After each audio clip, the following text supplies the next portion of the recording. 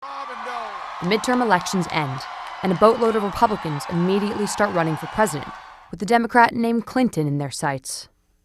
It sounds like American politics today, but this was the scene 20 years ago, after the 1994 Republican Revolution, when a group of emboldened Republicans scrambled for the GOP presidential nomination and the chance to take on President Bill Clinton in 1996.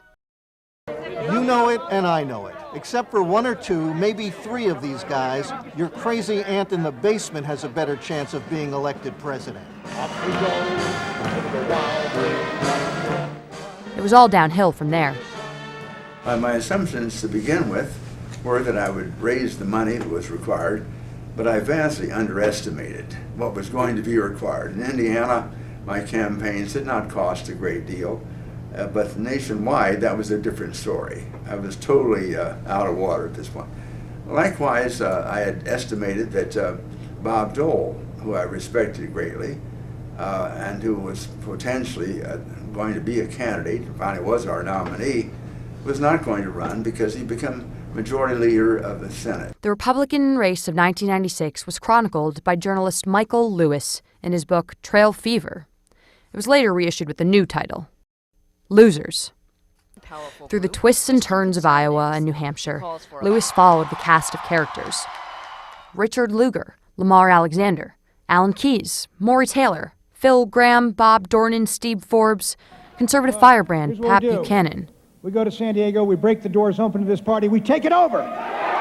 And the eventual nominee, Senate Majority Leader Bob Dole. If it snows here, we're in trouble. Pat Buchanan said today, here's what we do about San Diego and the GOP convention.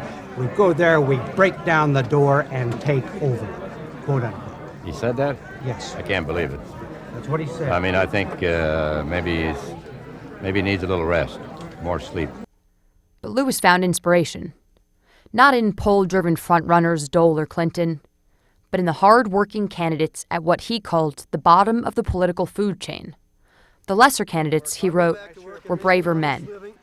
Just get rid of the politicians down there. Today, those candidates look back on that race with fondness and a lingering sense of, what if? My highest high was election night in the Iowa caucus. I'd campaigned a lot. My wife, Honey, had campaigned a lot.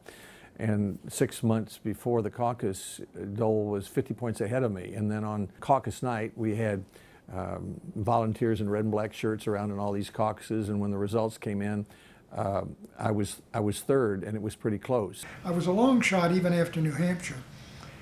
But with all due respect to my friend Bob Dole, I think if Forbes and Keyes and Dornan had dropped out, I think I would have beaten Bob Dole in Arizona, I'm sure of it.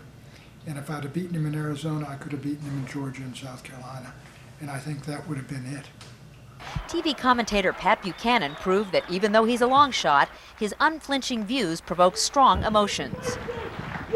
Jewish protesters disrupted Buchanan's announcement speech, shouting that he is a racist. They were losers, but the gang has plenty of advice for the younger Republicans revving their engines for the same trip they made 20 years ago, this time against a different Clinton. Our nominee next time needs to be in a position to talk about the future. Of course, reassure us about safety and security and the economy. But a Morning in America presentation, a Bridge to the Future presentation, and optimism about our future and a competence in leadership. I think that's what Americans in the end look for in a president.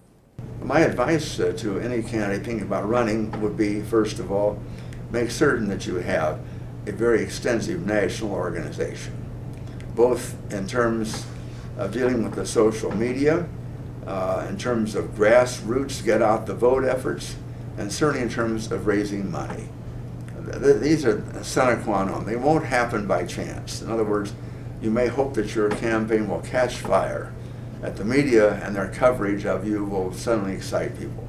Maybe, but not enough to make a difference. This time I think the populist side will have two candidates who are very strong, Rand Paul and Ted Cruz. And for the establishment, I think Jeb Bush is the front runner. But he doesn't look to me right now like he's in fighting trim, if you will. And their last piece of advice: enjoy the ride.